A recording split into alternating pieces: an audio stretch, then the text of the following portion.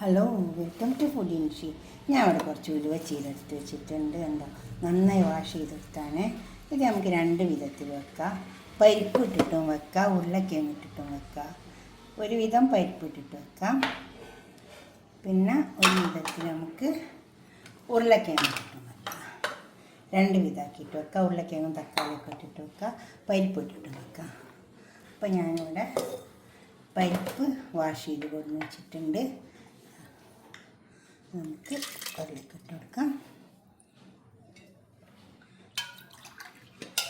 വെള്ളത്തിട്ട് cooker close ചെയ്തിട്ട് അടുപ്പത്ത് വെച്ച് കൊടുക്കാം. അത് വേവട്ടെ. ഞാൻ പാൻ അടുപ്പത്ത് വെച്ചിട്ടുണ്ട്. അതിൽ ഓയിൽ ഒഴിച്ച് കൊടുത്തിട്ടുണ്ട്. കുറച്ച് കടുക് ഇട്ടു. ഓയിൽ നല്ല ചൂടായിക്കോട്ടെ.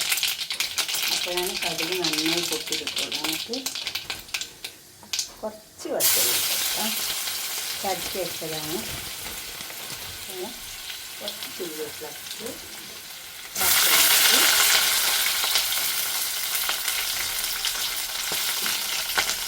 ഇനി വേർപ്പിച്ച് വെച്ച പരിപ്പ് ഇതിലൊക്കെ വെച്ച് വെക്കാം. ഇതിട്ട് വെക്കാം.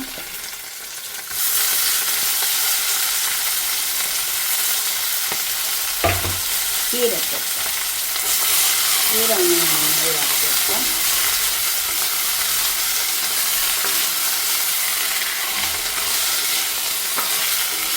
ഉലുവച്ചീരയാണ്.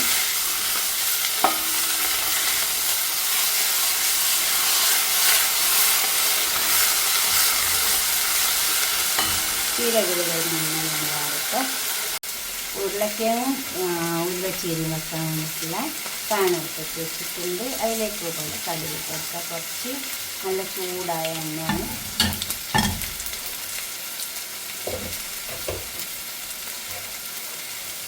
കുറച്ച് സവാള ഇട്ട് വെക്കാം. സവാള നന്നായി ഇരിക്കണം.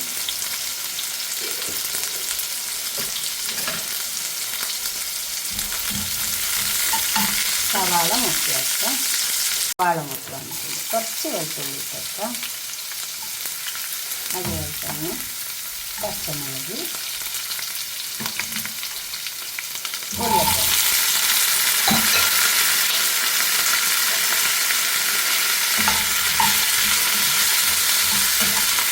ഉരുളക്കിഴങ്ങ്, ഉരുളക്കിഴങ്ങ് നന്നായി വറുത്തിട്ട് ചീര നല്ലോണം വാടി വന്നിട്ടുണ്ട്. പരിപ്പിട്ട് വെക്കാം.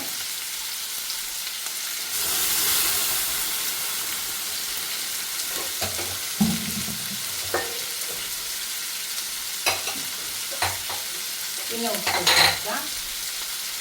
ഉപ്പ് ആവശ്യം പോലെ ഇട്ട് വെക്കാവുള്ളൂ.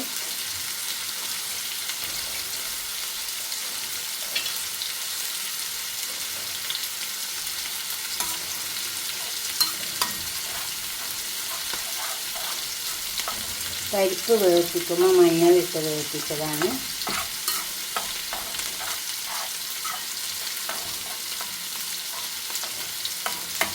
മഞ്ഞളിടണം നിർബന്ധമില്ല. തേങ്ങ അരക്കുമ്പോൾ മഞ്ഞളിട്ട് കൊടുത്താലും മതി. അതുപോലെ ഇത് തേങ്ങ അരച്ചത്, കുറച്ച് തേങ്ങ അരച്ചത് വെച്ചത്. അപ്പോൾ നല്ല ടേസ്റ്റ് ഉണ്ടാവും.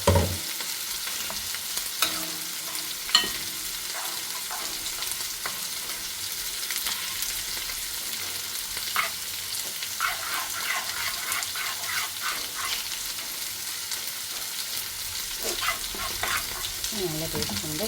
കുറച്ച് സമയം ഒന്ന് മൂടി കൊടുക്കാം. കുറച്ച് സമയം ഒന്ന് ക്ലോസ് ചെയ്ത് കൊടുത്താൽ ക്ലോസ് ചെയ്ത് വെക്കാം. വേണ്ടോ ഉരുളക്കിഴങ്ങ് നന്നായി വാടി വന്ന് എണ്ണയിൽ തന്നെ ഇട്ടിട്ട് വാട്ടിയെടുത്താൽ മതി. നമുക്ക് കുറച്ച് മുളകിൻ്റെ പൊടി ഇട്ട് കൊടുക്കാം. കാശ്മീരി മുളകാണ്. കുറേശ്ശെ ഇട്ട് കൊടുത്താൽ അല്ല മഞ്ഞളിൻ്റെ പൊടി, പിന്നെ ഉപ്പ് ആവശ്യം പോലെ ഇട്ട് കൊടുത്താൽ മതി.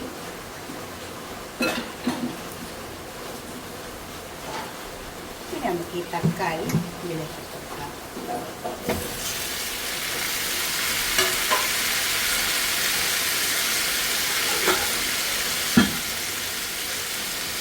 നന്നായി ചേർത്തെടുക്കാം.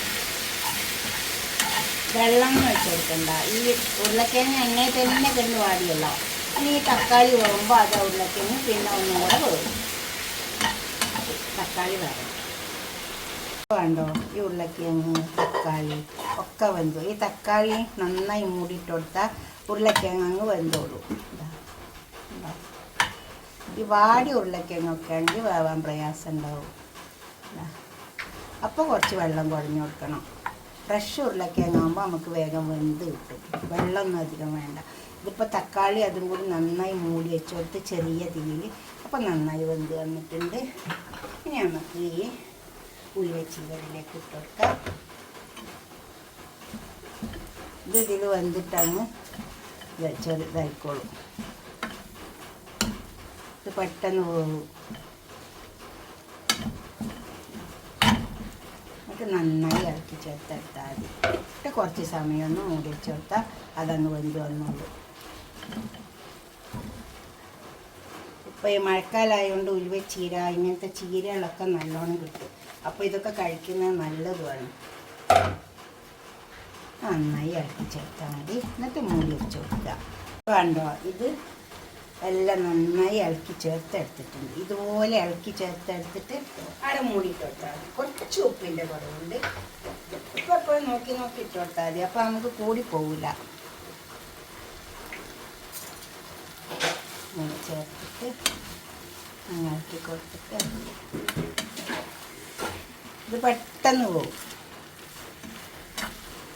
കുറഞ്ഞ സമയം ഒന്ന് മൂടി കൊടുത്താൽ മതി.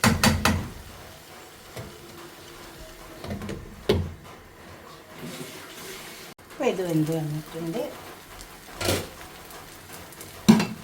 ഇതും വെച്ച് നോക്കുക, പരിപ്പിട്ടിട്ടും വെച്ച് നോക്കുക. ഇതിലേതാ നിങ്ങൾക്ക് ഇഷ്ടമായത് വെച്ചാൽ അത് കഴിക്കുക. ഇഷ്ടപ്പെട്ടെങ്കിൽ ലൈക്ക് ചെയ്യുക, സബ്സ്ക്രൈബ് ചെയ്യാത്തതൊക്കെ ചെയ്യുക, ഷെയർ ചെയ്യണം, ലൈക്ക് ചെയ്യും വേണം. ഏതാ ഇഷ്ടമായത് വെച്ചാൽ അത് നോക്കിയിട്ട് അതുപോലെ വെച്ച് നോക്കുക. അതുപോലെ